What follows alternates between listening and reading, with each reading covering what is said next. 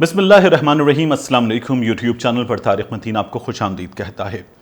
भारत और चीन के दरमियान जो मुसलसल महाज़ाराई की कैफियत जारी है, इस महाज़ाराई की कैफियत में हमें यह पता है कि हालिया दिनों में 20 भारतीय फौजी 15 जून को मारे गए थे। उसके बाद भारत की जानिब से खामोशी रही, लेकिन फिर उन्हें एतराफ़ करना पड़ा कि उनके 10 फौजी जो हैं वो गिरफ्तार हुए थे।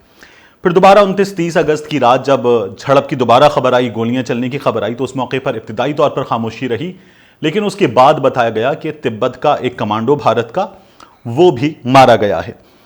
और इस सिलसिले में भारतीय मीडिया की जानिब से कई बार अजीब दावे किए गए। कहा गया कि चीनी फौज का भारी जानी नुकसान हुआ है, भारतीय फौजियों ने चीनी फौज को बुरी तरह से मारा है, भारतीय फौजी जो हैं वो जीत कर आए हैं मैदान से, और जो भारत का जानी नुकसान है उस भारत के जानी नुकसान के मुकाबले में चीन का जानी नुकसान कहीं ज़्यादा हुआ है। ये भारतीय मीडिया शोर मचा रहा था। वो अपने लोगों को ये यकीन दिला रहे थे कि हमारे फौजियों ने जानें दी हैं तो लड़ते हुए दी हैं ज़बरदस्त तरीके से, और अपनी जो डिफेंस है उसमें अपनी जानें कुर्बान की हैं और चीनी फौज को बड़ा नुकसान पहुँचाया है। अच्छा, फौजी कहीं का भी हो, चाहे भारत का हो, चाहे चीन का हो, चाहे पाकिस्तान का, अमेरिका का, कहीं का भी हो, उसके इस जज्बे की तो कदर करनी चाहिए कि वो अपने मुल्क के लिए बेजिगरी से लड़ रहा है। अच्छी बात है। तो भारतीय फौजी भी लड़े होंगे यकीनन, और चीनी फौज का भी जानी नुकसान हुआ है। लेकिन हुशी जिन ने पहले भी कहा था कि चीन ने एक अच्छा काम किया कि चीन ने अपने जानी नुकसान की तफसीलात नहीं बताई। उससे यह हुआ कि लोगों के जज्बात भड़काने के लिए उसे इस्तेमाल नहीं किया गया और लोगों में एक बहुत बुरी तरह से नफरत की फिजा जो है वो भी पैदा नहीं हुई। तो चीन ने बड़ी समझदारी से काम लिया है। अब ये ग्लोबल टाइम्स के एडिटर हैं, बड़े सहाफ़ी हैं। इस वीलॉग में मैं 4 चीज़ें आपके हवाले करूंगा। इनके लिंक मैं डिस्क्रिप्शन में आपके लिए छोड़ दूंगा। आप इन्हें गो थ्रू करें, इन्हें समझें, इन चीज़ों को एनालाइज करें। आप देखें कि भारत को किस कदर बुरी तरह से हजीमत का सामना करना पड़ा है, भारत को किस कदर बुरी तरह से शर्मिंदगी हुई है, मुसलसल हुई है, और जो भारतीय हार है उस पर ठप्पा फिर ठप्पा लगता जा रहा है। ये ठप्पा सिर्फ चीन और भारत के दरमियान लड़ाई में नहीं लग रहा, ये ठप्पा लद्दाख में नहीं लग रहा, भारत में भी लग रहा है, ये ठप्पा पाकिस्तान में भी लग रहा है, ये ठप्पा इंटरनेट पर जो नेटिजन्स हैं उनके दरमियान भी लग रहा है, ये ग्लोबली लग रहा है।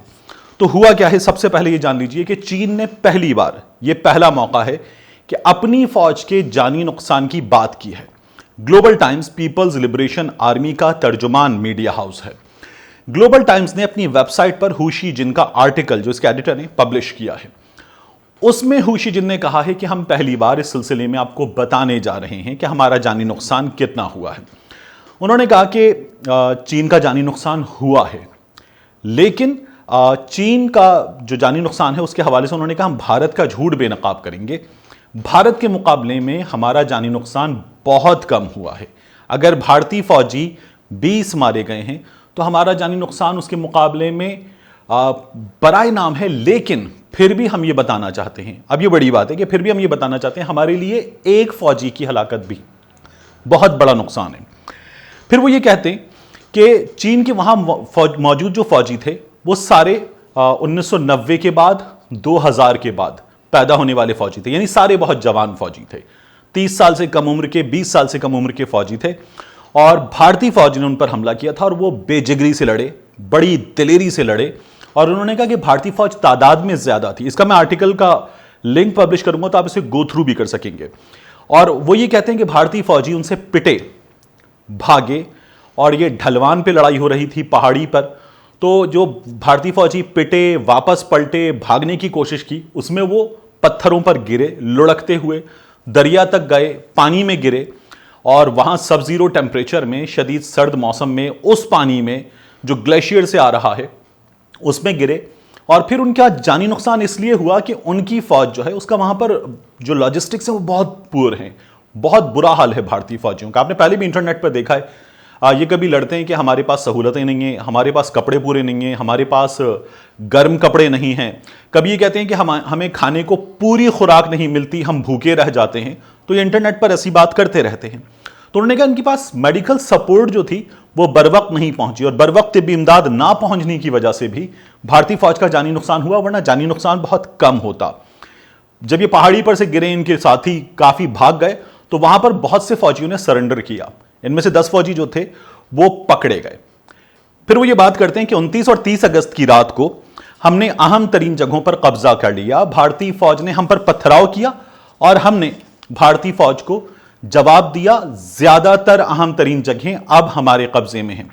और उसके बाद जो है वो ये कहते हैं कि हम भारतीय फौज को बताना चाहते हैं कि हम उनसे जब यहां पर लड़ रहे हैं, लड़ेंगे तो हम किसी भी मौके पर पीछे हटने वाले हमारे फौजी जो नहीं हैं वो नहीं हैं और हम डट के लड़ेंगे। दूसरी बात, आप ये देखिए कि इस तमाम मामले पर हुशी जिनका बयान आपको नजर नहीं आएगा। नरेंद्र मोदी ने इस मामले पर बात की, भारतीय वजीर दिफा ने इस मामले पर बात की, आपको नजर आएगा कि भारत के तमाम जो जमातें हैं उनके लोग इस पर बात कर रहे हैं, लेकिन हुशी जिनका बयान इस पर नहीं आया। चीन की जो आला तरीन क़यादत है उसका बयान नहीं आया, क्योंकि उनके नज़दीक जो अमेरिका के थ्रेट्स हैं उन पर वो बात करते हैं, उन पर बयान देते हैं, उन पर जवाब देते हैं, जहां साउथ चाइना सी में प्रॉब्लम है। लेकिन भारत को वो इस काबिल भी नहीं समझते कि भारत को वो जवाब दें। उन्होंने भारत को अभी तक जवाब ढंग से दिया भी नहीं, उनकी आला तरीन क़यादत ने जवाब नहीं दिया है। यहां एक दिलचस्प और चीज हुई है, यह आप देखें, भारतीय जो वेबसाइट्स हैं वो बता रही हैं कि लद्दाख में इस जगह पर चीनी फौज ने पंजाबी गाने, भंगड़ा गाने जो हैं वो प्ले किए हैं और भंगड़ा गाने प्ले करके वो इस वक्त भारतीय फौजियों को उनकी तवज्जो भी हटा रहे हैं, वो उनसे खेल रहे हैं बाकायदा, और ये उनकी औकात के मुताबिक ही है। और साथ में वो दूसरा काम ये कर रहे हैं कि हिंदी में चीनी फौजी लाउड स्पीकर्स के जरिए हिंदी में भारतीय फौजियों को बता रहे हैं कि आप इस इलाके से चले जाएं, आप इस इलाके में मत रुकें, हम आपसे बहुत बुरा बदला लेंगे। डिसएंगेजमेंट की अगर बात है तो आपको ये इलाका खाली करना होगा और यहां से चले जाएं। वो चीन जो है, जिन जगहों को भारत अपना कहता था 1000 स्क्वायर किलोमीटर अंदर आने के बाद भारत से कह रहा है कि अब आप पीछे हट जाएं, और यही हुआ है भारत के साथ। ये हमने देखा था कि जो मॉस्को में जॉइंट स्टेटमेंट आया उसमें भी लाइन ऑफ एक्चुअल कंट्रोल का लफ्ज था ही नहीं, उसको बॉर्डर भारत मान चुका है, उस पर हार मान चुका है। दूसरी जो चीज है वो इस वक्त पीपल्स लिबरेशन आर्मी ने एक वार्निंग जारी की है। वो ये कह रहे हैं कि लद्दाख में शदीद बर्फबारी है, 30 से नीचे यहां का टेम्परेचर जाएगा।